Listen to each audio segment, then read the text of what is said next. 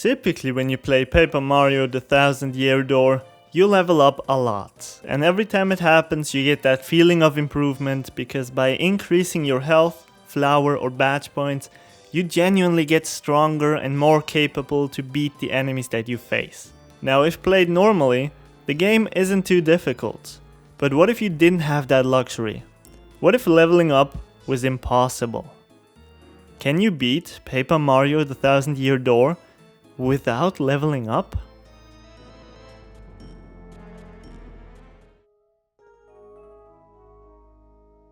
Well, technically the answer to that is no. To level up in the Thousand Year Door, you have to collect 100 star points, which you get in every single fight in the game. For some fights you get dozens of star points, but the minimum amount you can get is 1. Which means that even if you only get 1 star point per fight throughout the whole game, you would definitely level up after 100 fights. There might be a way to overcome this through modifying the game, but I'm no hacker or programmer, so that's not an option for me. Therefore, here's how I'm gonna do it. Every time I reach a level up, I'm just going to choose badge points. They allow you to equip badges that can have all sorts of effects on you. They can make you stronger, change your appearance, change the sound of your attacks, and so much more. Mario starts the game with 3 badge points, and you get an additional 3 every time you choose it when leveling up. So if I just pick BP, and then not use more than the standard 3 badge slots, that has the same effect as not leveling up would have. Also, I'm not gonna improve my partners either. If I have to be level 1, they have to as well. Naturally, the beginning of the game was totally normal. After getting the magic map from Princess Peach, I arrived in Rogueport, where Lord Crump got the first of many beatings. I was mugged by some thug, let out my frustrations against Gus by beating him up, and did the whole holding the magic map over my head thing for the first time. After traveling to Petal Meadows, I got my first level up and invested straight into badge points. I played Jeopardy with a rock, grabbed the Sun and Moonstone, and made a new friend. Together with Koops, I broke into the House of a Dragon, where he found his dead father. Right after, an army of the dead descended from the heavens and gave me the toughest fight in the game so far. Enemies that deal a lot of damage, like these dry bones, are my biggest danger in this challenge. If I leveled up as usual, my HP would continuously scale along with the enemy's attack power.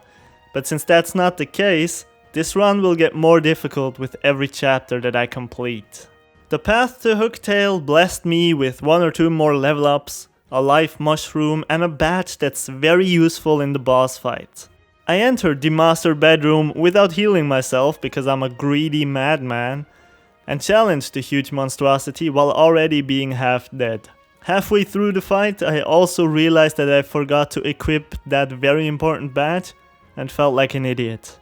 Now, the fact that Hooktail could essentially kill me with 2 hits scared me at first, but to my luck I had gotten quite good at evading her attacks over the years. And I was also stacked with mushrooms and other items, so they really helped. After the fight, Coop's dead father reappeared and gave me my first crystal star. Next up was the great tree in the Boggly Woods. Oh, and this challenge has obviously no effect on the Peach and Bowser segments. Before even entering the tree, I had to challenge the Shadow Sirens to get Madame Flurry's necklace back. Suffice to say, they weren't much of a challenge. That's because I made them fall asleep and then blasted them with another one of my special attacks. Thankfully, their attack power is still at a level with which I can easily contend.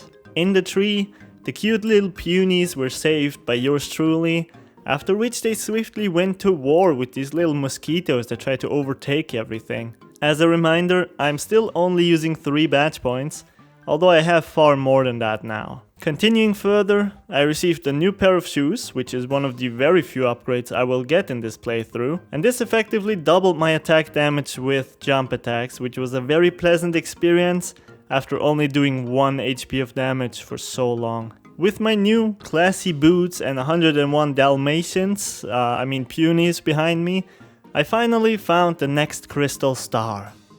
Whoops, and Lord Crump just stole it, oh well.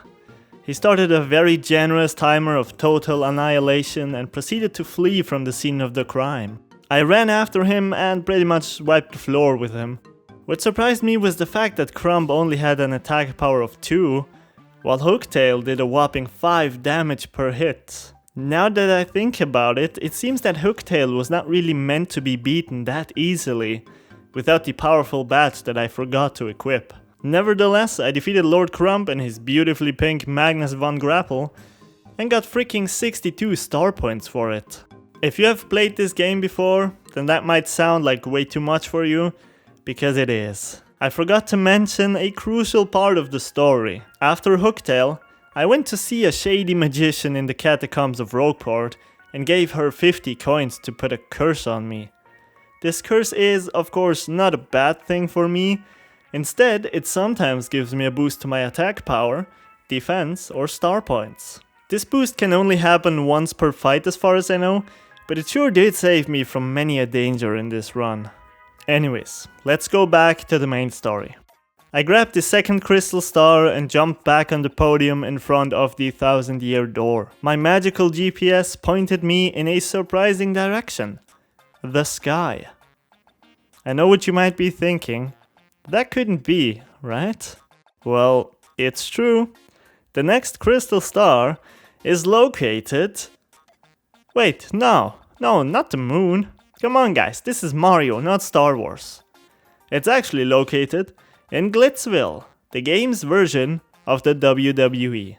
Putting all of the fights in the first 2 chapters aside, it was clear that this would be an important proving ground for me. Would a level 1 Mario be able to fight his way through dozens of the fiercest competitors that the Glitz Pit has to offer?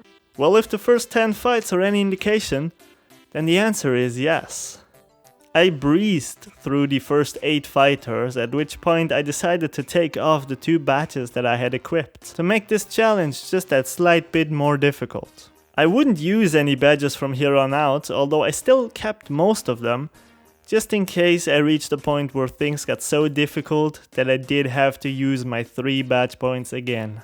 This was a small change, however, things did get more difficult after that. As the mystery behind Glitzville increased in intensity, so did the other fighters' ability to whoop my ass. I suffered some devastating losses, especially against this trio of Kamex. Their magic was simply too much for my half-hearted attempts of outsmarting them. So, I started going heavy on my own magic, the special attacks.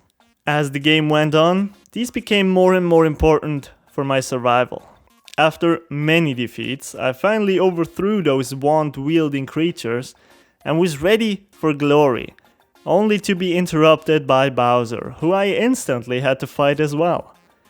Fighting him was not nearly as difficult as my previous adversaries, so I made pretty quick work of him and moved on. Somewhere on my way to the crown, I also picked up a jumping egg, which I creatively named Yoshi G, and the super hammer, which increased my hammer damage. This felt just as good as the first upgrade, if not more. One fight in particular proved especially shocking to me. The Coopinator, situated at rank number 1 in the Glitz Pit, therefore the number 1 contender to Hulk Hogan's championship, was the first enemy in the game that had the ability to kill me in a single hit. When he charges his attack, he deals 10 HP of damage. This scared me because it set the stage for the remaining 5 chapters to hold that same power. After that initial shock, I was able to beat him with a little bit of preparation. Using the Rebel Cape allowed me to dodge at least some of his attacks. At this point, it was very clear to me that the game was quickly becoming more and more difficult. With this win, I earned myself the opportunity of challenging Rockhawk for the top spot in the Glitz Pit. Even the champion was not as difficult as the Kamek trio from a few fights ago, and as the new best fighter in the whole arena, I quickly solved the mystery behind the place and confronted Vince McMahon, Grubba, in the middle of the ring. Shockingly, with the power of a crystal star, he transformed from chairman into the macho Grubba. In theory, Grubba could have given me a lot of trouble, especially because I had no useful items left, but his attacks were surprisingly easy to counter, to the point where he could only damage me a single time throughout the whole fight. With that big bad macho man defeated, I grabbed the third crystal star and bolted back to Rogueport's catacombs. The next chapter was pretty much the exact opposite of Glitzville. To get the next crystal star, I had to travel to Twilight Town. From this challenge's perspective, this chapter was probably the most uneventful of the bunch. Since I didn't have anything to gain from fighting, I chose to just not do that. If I had to guess, I would say I didn't have more than 10 fights in this whole chapter, and this number includes the 2 fights against Dupless. Therefore, a lot of what I did was just walking to the creepy steeple, then back to Twilight Town, and right back to the creepy steeple again, only to return to Twilight Town right away, after which I had to run back to the creepy steeple once again. Finishing the chapter only took me about an hour, which probably makes this the shortest one in the entire game. Nonetheless, I really appreciate the story being told in this one. Mario losing his dearest friends to a mean imposter that also turns innocent people into pigs. And as if that wasn't enough, Mario had to also figure out his name to even attempt fighting him. Then he reluctantly allies himself with one of the people that has made his life so uneasy and miserable in recent times, only to have to fight his own friends to regain his personal self. This story almost sounds biblical, really.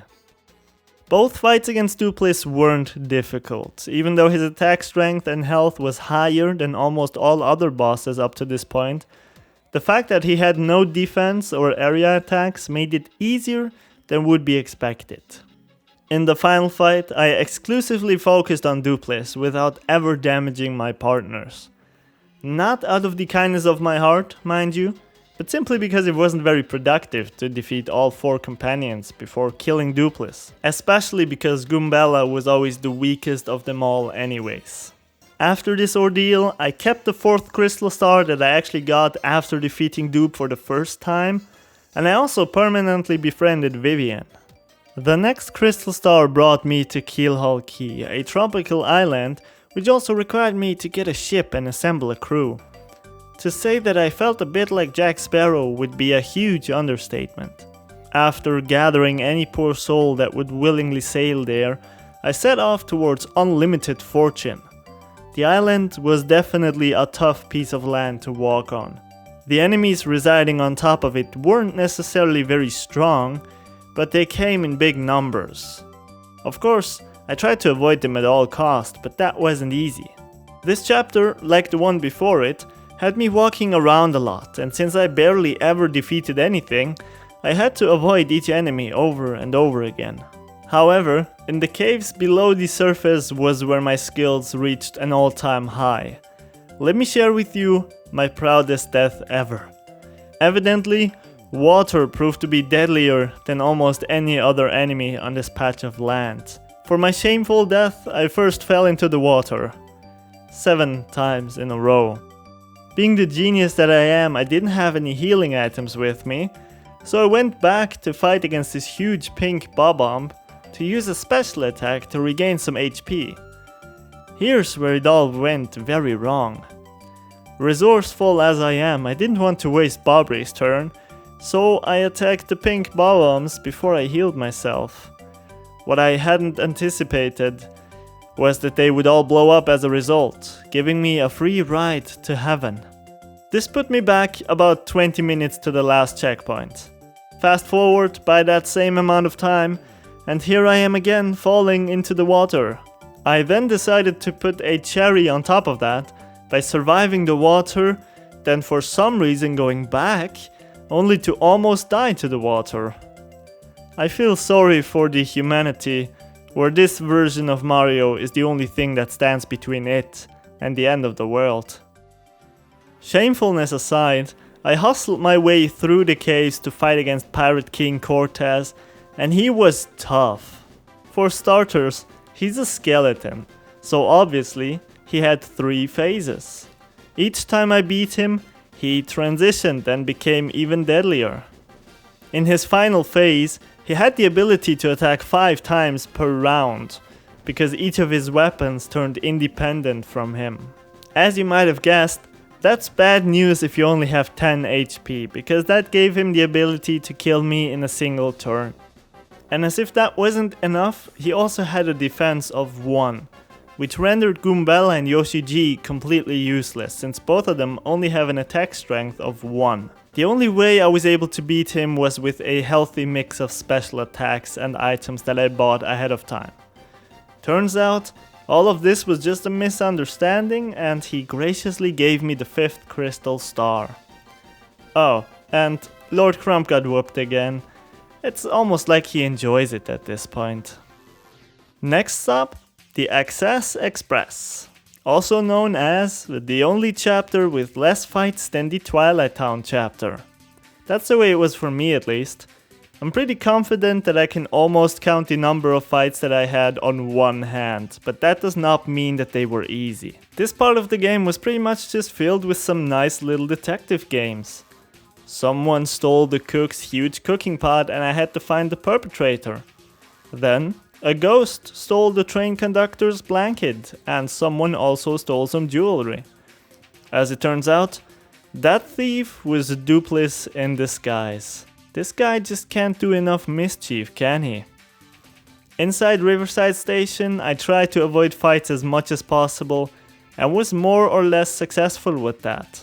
Eventually, the train was attacked by something called Smorg, and this thing genuinely made me question whether or not I could actually finish this challenge. You see, I was running very low on useful items, and I couldn't for the life of me wake up the shop owner inside the train. So I had to fight the boss with not much more than a few mushrooms and a couple of fire flowers. Normally this wouldn't be that much of a problem, and for the most part it really wasn't. Even though Smorg had 3 arms and could only be directly damaged when all of them were destroyed, I could easily take them out with special attacks. To my displeasure, he would always regrow them the next turn, but as long as I could do some damage to him, I was making progress. This was all rendered hopeless when Smorg entered his second phase.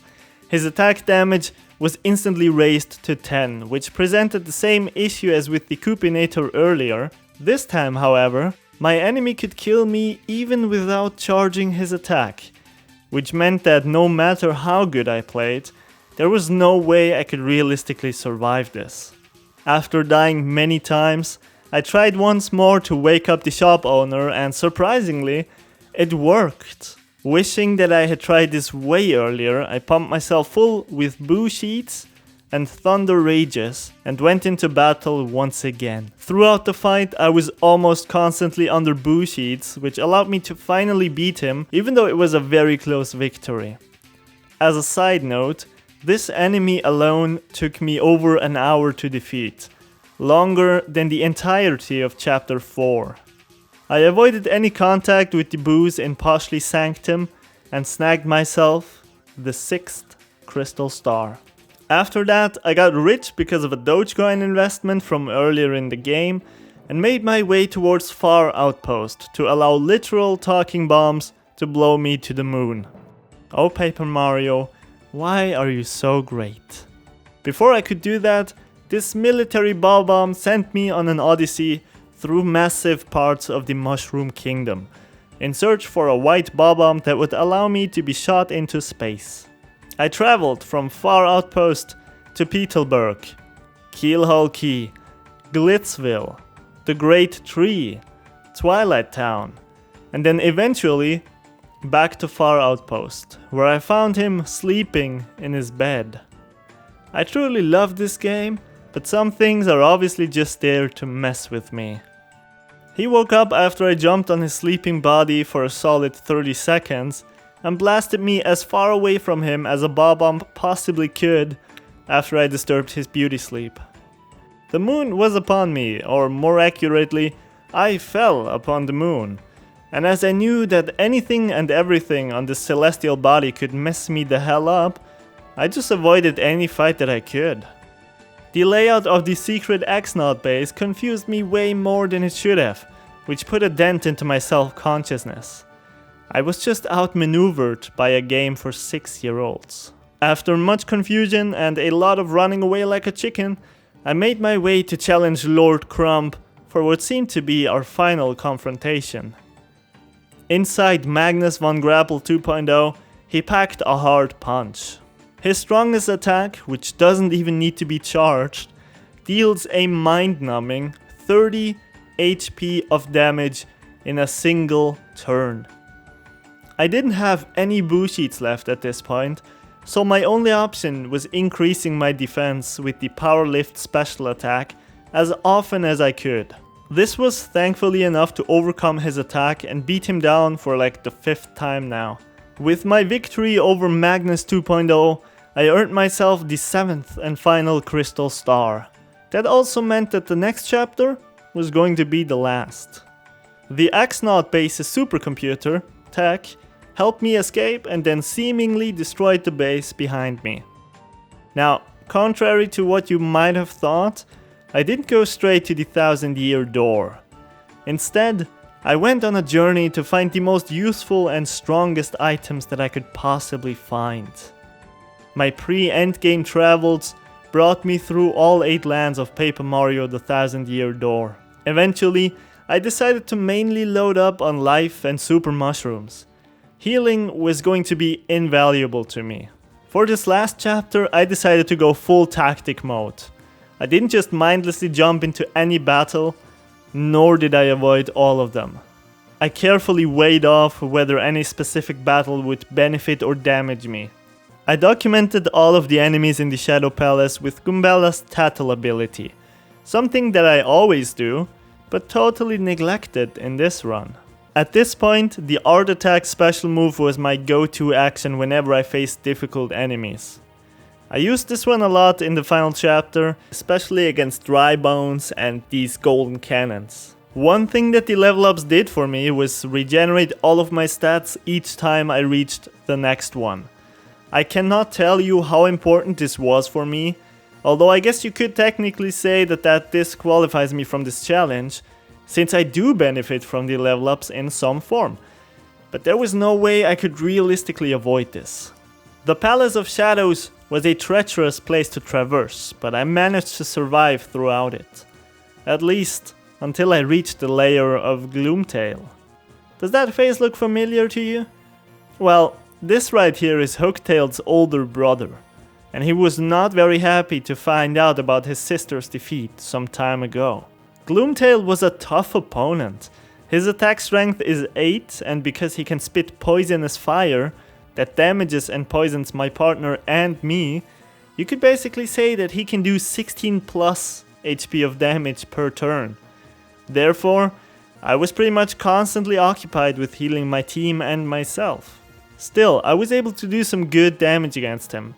Eventually though, my items did run out and I was defeated. Through smart rationing and a healthy dose of luck, I managed to defeat him in my second attempt. What became very clear to me now was that I would never be able to defeat the final boss like this. I remembered how I even struggled to fight it when I played this game normally as a young kid and later as a teenager. Something was needed to give me that slight edge, just enough to be able to defeat the boss. I left the Shadow Palace and entered the Pit of 100 Trials. This is not a place where you want to be at practically level 1, but it was my only chance at beating this game. I fought myself through dozens of stages, defeating many Gloombas, Pokies and other enemies, none of which were ever a real threat to me. My goal was to get all the way down to stage 50, because that's when you are rewarded with a stylish item bag that lets you hold double the amount of items. Without this, I felt as if the final boss was an impossible task for me. I eventually did reach Trial 50 and got the beauty that is the strange bag. Then, I went through another worldwide shopping tour, and I wasn't gonna half-ass it this time. I pumped my new bag full of boo sheets, mushrooms and shooting stars. That sounds like a party, right? Throughout this playthrough, I spent a very long time just walking in and out of the Shadow Place. More than once did I wish that this was Pokemon and I could just use an escape rope to get out of there. After avoiding all of the enemies, I cleared the puzzle tower, activated a neat looking crystal star display and ran into the Shadow Sirens, and Professor Frankly? Oh, it's Dupliss. Of course. Surprisingly, this fight was not as easy as I had expected. I tried as hard as I could to not use my items, but they just did so much damage at this point that I had no other choice. However, I was able to hasten the fight by just abusing my special attacks once more. After that, I found the big bad Sir Grodus. As an overly aggressive gentleman tends to do, I clubbed him in the noggin until his helmet cracked. It seemed like he didn't care about that and was more than ready for round 2. Oh well. Then I fought Bowser and Kamikoopa, and they were a lot more difficult than Sir Grodus before them, but I was able to beat them down with big help from my special attacks and items. My newly acquired strange bag was getting dangerously empty now, so I made my way back onto my worldwide shopping trail. This time, I intended to perfect my inventory. There was no space for anything that wasn't top-notch quality. I filled my item bag exclusively with super and life mushrooms, as well as boo sheets and shooting stars. I was ready for the end. The time came for me to face the Shadow Queen, who immediately tried to make a point by possessing Peach, killing Grodus, and casting darkness upon the entire Mushroom Kingdom. Fighting her was quite literally a fight for my survival. After I pulled half of her HP off, she transitioned into an invincibility phase where I couldn't damage her with anything. All of my friends across the world came together to give me power, and I was able to hurt that old hag again.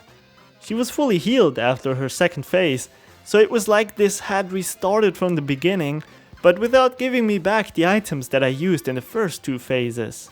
At some point, I had completely emptied my bag, but with a third of her health still left, it was not enough to defeat the evil queen. In my second attempt, I tried keeping my item use to a minimum in the first 2 phases. This proved to be a great tactic, and I eventually struck her down with my own 2 Italian hands to banish her back to the Shadow Realm. With that, I had officially saved the world. So, to answer the age-old question, can you beat Paper Mario the 1000-Year Door without leveling up? Yes, you can. If you have any suggestions for more challenges, let me know in the comments down below. Thank you so much for watching, go get your 8 hours of sleep, and I'll see you in the next one. Goodbye.